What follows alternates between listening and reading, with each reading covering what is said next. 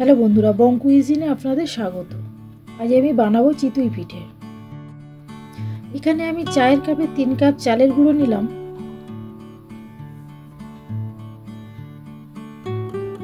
সাথে 1/4 কাপ ময়দা নিয়ে নিলাম, পরিমাণ মতো নুন নিয়ে নিলাম, একদম 1 চিমটি বেকিং সোডা দিয়ে দিলাম। শুকনো উপকরণগুলো ভালো করে মিশিয়ে নেব। মেশানো হয়ে গেছে। এখানে আমি হালকা উষ্ণ গরম জল দিয়ে দেব।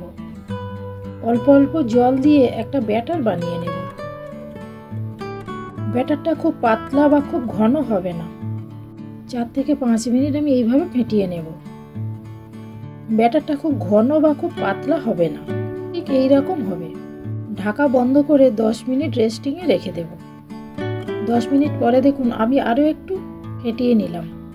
এখানে আমি ওভেনে কড়া বসিয়েছি। এখানে আমি অ্যালুমিনিয়ামের কড়া ব্যবহার করেছি। কড়াটা বেশ ভালোভাবে আমি গরম করে রেখেছিলাম। এবারে সাদা তেল দিয়ে একটু ব্রাশ করে দিলাম, দিয়ে 1 হাতা ব্যাটার আমি দিয়ে দিলাম। দিয়ে ঢাকাটা বন্ধ করে 2 থেকে 2.5 মিনিট অপেক্ষা করব। গ্যাসের ফ্লেমটাকে একদম কমিয়ে। 2.5 মিনিট পরে দেখুন আমার পিঠে হয়ে গেছে।